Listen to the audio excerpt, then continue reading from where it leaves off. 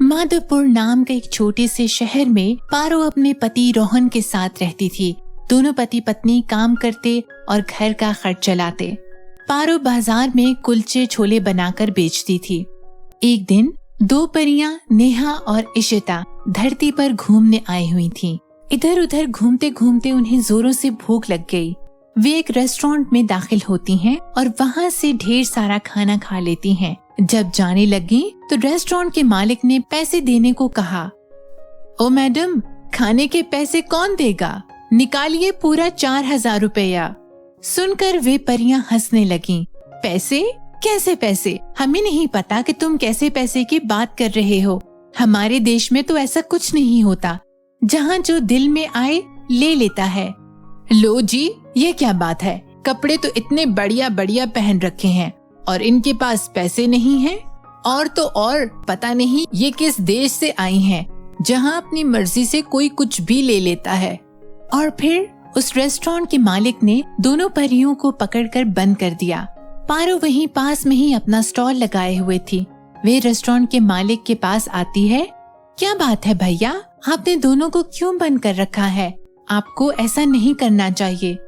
अरे बहन जी, आप इन दोनों की अच्छे कपड़ों और सूरत पर मत जाइए। ये दोनों बहुत बदमाश हैं। 4000 रुपए का खाना खा लिया और कहती हैं कि कैसे पैसे। मैं तो इन्हें पुलिस के हवाले करने वाला हूँ। नहीं नहीं, हमें छोड़ दीजिए। परियां डर जाती हैं और गुहार लगाती हैं। पारो रेस्टोरेंट के मालिक से कहती है, भैया आप इन्हें छोड़ दीजिए, इनका 4000 रुपए का बिल मैं दे देती हूँ। और फिर पारो ने रेस्टोरेंट का बिल चुका दिया। बहन, हम तुम्हारे बहुत एहसानमंद हैं। तुमने हमें मुसीबत से बचाया। इशिता कहती है, हम लोग परियां हैं और परी लोग से यहाँ आए हैं। और उसी समय रानी परी भी वहाँ पहुँच जाती हैं। तुमने मेरी बेटियों की मदद की, तुम्हारा बहुत शुक्रिया। मैं तुम्हें एक गिफ्ट देना चाहती हूँ। और ये कहकर रानी परी जादुई आईफोन पारो को देती है। ये जादुई आईफोन है। जब भी तुम्हें मदद चाहिए बस इस पर नंबर डायल करो और देखो कैसे चुटकियों में तुम्हारी परेशानी खत्म हो जाती है। अगर तुम्हारे अलावा कोई और इसका इस्तेमाल करता है तो इसका उल्टा असर होगा। आईफोन देखकर पारो बहुत खुश होती है। परियां आकाश में उड़ जाती हैं। पारो अपने घर आ गई। वे अपने पति रोहन को सारी बात बताती है और उसे आईफोन दिखाती है। दोनों बहुत खुश होते हैं। एक दिन एक साहूकार पारो के घर आकर पैसों का तगादा करना शुरू कर देता है। देखिए बहन जी, 4 महीने से ज्यादा हो गए हैं मुझसे 5 लाख रुपए आप लोगों ने कर्ज लिया। कई महीनों से ब्याज तक आप लोग नहीं दे रहे। अब मैं ज्यादा देर नहीं रुक सकता। मुझे पूरे का पूरा पैसा एक साथ और आजकल में ही चाहिए, वरना मैं इस घर पर कब्जा कर लूंगा। और ये कहकर वे कल फिर आने को कहकर चला जाता है। साहूकार के जाने के बाद दोनों पति पत्नी मायूसी से बैठे हुए थे। अगर साहूकार ने हमें घर से निकाल दिया तो हम कहाँ जाएंगे? तभी पारो को आईफोन की ओर ध्यान जाता है। वे आंखें बंद करके नंबर डायल करती है और फिर ढेर सारा रुपया पारो के हाथों में आ जाता है। ये 5 लाख रुपए हैं। दोनों पति पत्नी की खुशी की इंतहा नहीं रहती। अगले दिन वे साहूकार का पूरा पैसा चुकता कर देते हैं। दूसरे दिन रोहन पारो से कहता है, पारो क्यों ना हम ये घर महल में तब्दील कर लें? कैसे?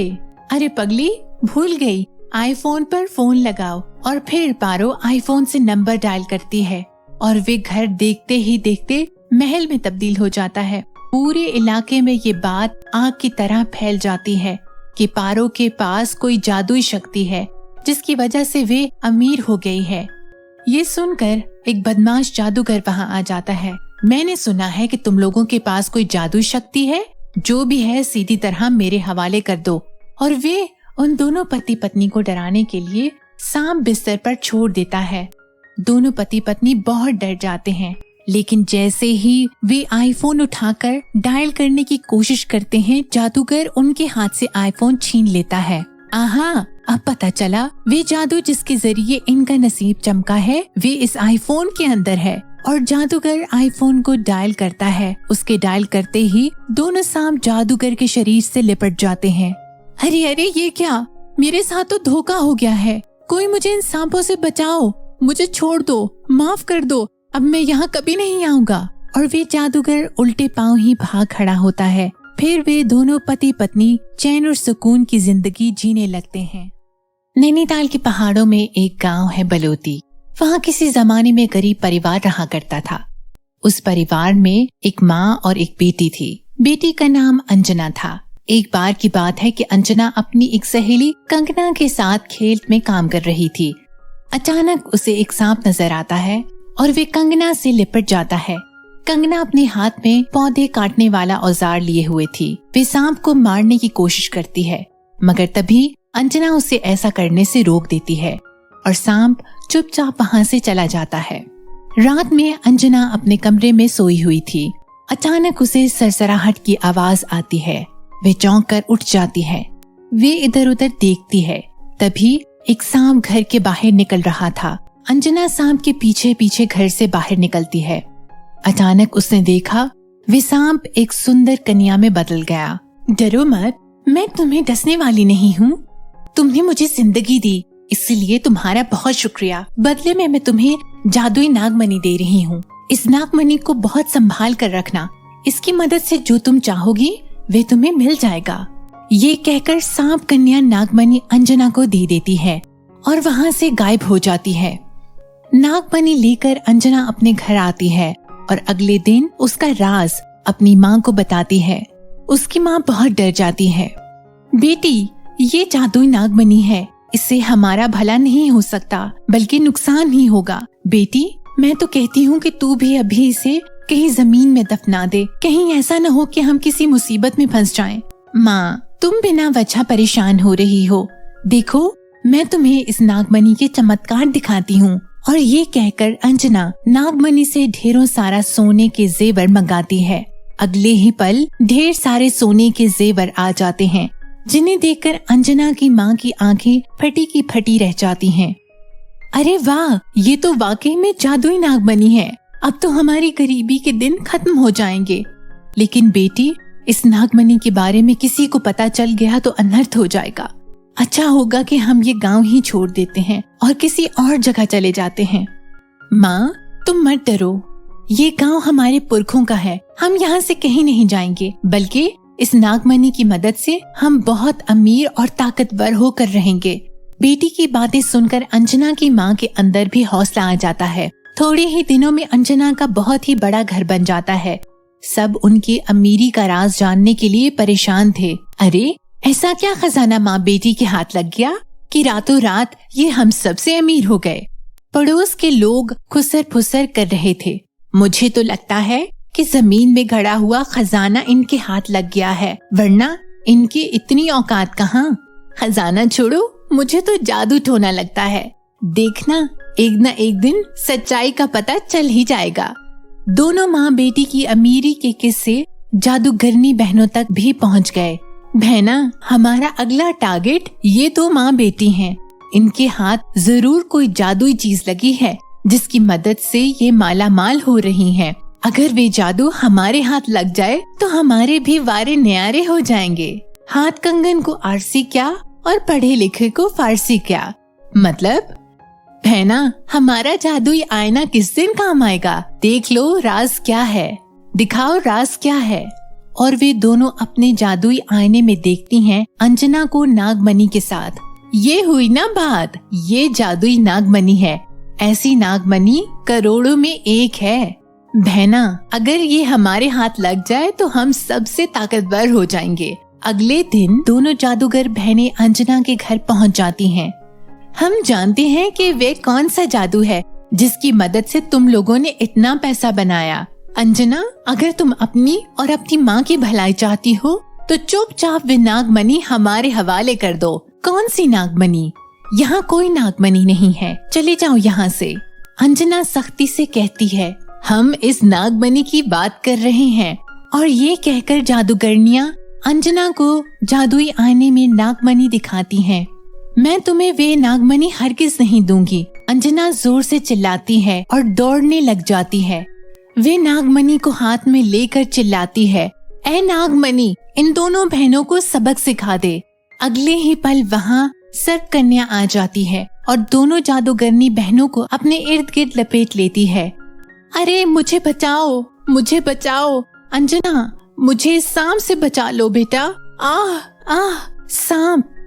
सर्प कन्या दोनों को मार डालती है और फिर अंजना को आशीर्वाद देकर सर्प कन्या एक बार फिर गायब हो जाती है। दोनों माँ बेटी खुशी खुशी रहने लगती हैं।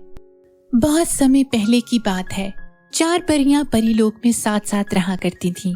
उनका नाम काव्या, रानी, नीलम और पूजा था। उनका एक ही काम था, परीलोक की सुरक्षा करना। एक बार की बात है कि परीलोक पर दैत्यालोक के राजा ने हमला कर दिया और परीलोक को अपने कब्जे में ले लिया। इन चारों परियों ने दैत्यालोक से लड़ने की बहुत कोशिश की, मगर उनमें से 2 परियां काव्या और पूजा जेल में डाल दी गईं और 2 परियां रानी और नीलम किसी तरह से वहां से बचकर भागने में सफल हो गईं। रानी परी को भी दैत्यालोक ने कैद कर लिया था। हम लोग यहाँ सुरक्षित तो हैं, लेकिन ना जाने रानी परी के साथ क्या हो रहा होगा। मैं खुद को कभी माफ नहीं कर सकती, क्योंकि मैं उन दैत्यालोक से रानी परी को नहीं बचा सकी। तुम ठीक कहती हो नीलम, ये गलानी का भाव तो मेरे अंदर भी आ रहा है, लेकिन हम जितना कर सकते थे हमने करने की कोशिश की। हौसला रखो, परीलोक पर एक बार फिर हमारा ही झंडा लहराएगा। मुझे भूख लगी है। मुझे भी। दोनों ने इधर उधर देखा। उन्हें खाने के लिए कुछ भी नजर नहीं आ रहा था। तभी एक बूढ़े बाबा दिखाई दिए। वे कुटिया की तरफ बढ़ रहे थे। दोनों परियां भी कुटिया के करीब आ गईं। बाबा, क्या हमें कुछ खाने को मिलेगा? तुम लोग कौन हो बेटी? काव्या ने सारी बात बता दी। बाबा ने उन्हें खाने के लिए दिया, फिर बोले, बेटी, उस दैत्यलोक के दैत्यों से लड़ना इतना आसान नहीं है। उन्हें हराने के लिए तुम्हें यहाँ से बहुत दूर पूरब में जाना होगा, जहाँ तुम्हें एक जादुई लालटेन का घर मिलेगा। उनमें से किसी एक घर में तुम्हें एक जादुई छड़ी मिलेगी, जिसकी मदद से तुम दैत्यों को हरा सकती हो और अपना परीलोक वापस पा सकती हो। लेकिन मैं तुम्हें सावधान कर रहा हूँ, क्योंकि उन 2 जादुई लालटेन के घर में ऐसा तिलिस्म है कि अगर तुम गलत घर में चली गई कि तुम दोनों को कोई बचा नहीं पाएगा और परीलोक को दैत्यों से आजाद कराने का सपना हमेशा के लिए अधूरा रह जाएगा। और ये कहकर बाबा ने दोनों को आशीर्वाद दिया। दोनों परियां जादुई लालटेन के घर की तलाश में निकल पड़ी। उड़ते उड़ते रात हो गई। अंधेरे में एक जगह दोनों सो गईं। अचानक आधी रात को नीलम की आंख खुली तो देखा कि लालटेन की लाल रोशनी चारों ओर फैली हुई है। वे दोनों जादुई लालटेन के घर के पास ही थीं। उनमें से एक घर से रोशनी निकल रही थी और दूसरा घर अंधेरे में डूबा हुआ था। बाबा की बातें दोनों के जहन में कौंधने लगीं।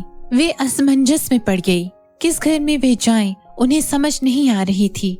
दोनों परियों ने बहुत सोच समझकर अंधेरे घर में जाने का फैसला किया। जैसे ही आगे बढ़ी, वे घर वहाँ से गायब हो गया और वे दोनों पानी में गिर गईं। तभी एक चुड़ैल पानी में आ गई और दोनों को डुबाने की कोशिश करने लगी। दोनों परियों ने किसी न किसी तरह से अपनी जान बचा ली। वे उस चुड़ैल को अपने कब्जे में लेने में कामयाब हो गईं। उन दोनों ने चुड़ैल को एक पेड़ से बांध दिया। बता, कौन है तू और हमें क्यों मारना चाहती है? मैं लालटेन वाले जादुई घर की रक्षक हूँ। मेरा काम तुम दोनों को रोकना है, लेकिन मैं तुम दोनों की बहादुरी को सलाम करती हूँ। और अब मैं तुम्हें बताऊंगी कि जादुई लालटेन वाले घर में तुम कैसे जा सकती हो। ये कहकर वे उन दोनों परियों को लालटेन वाले जादुई घर के सारे रास्ते बता देती है। हम तुम पर भरोसा क्यों करें? ये भी तो हो सकता है कि तुम हमें गलत रास्ता बता दो ताकि हमारी मौत हो जाए। तुम मुझे गलत समझ रही हो। उस लालटेन के घर में सिर्फ वही प्रवेश कर सकता है जिसका मन सच्चा और जो बहादुर हो। तुम दोनों में दोनों ही बातें हैं।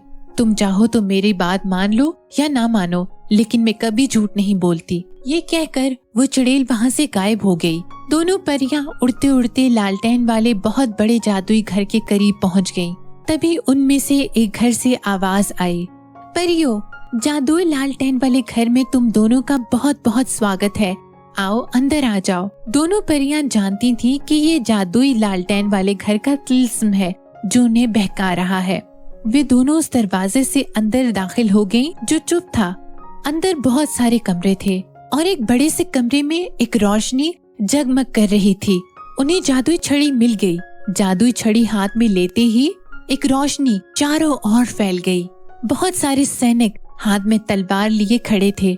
परियों, परीलोक पर दैत्यों का नहीं, सिर्फ परियों का हक है और परी लोग को वापस दिलाने में हम तुम्हारी मदद करेंगे। और फिर वे सारे सैनिकों के साथ ये दोनों परियां हमला कर देती हैं और लंबे संघर्ष के बाद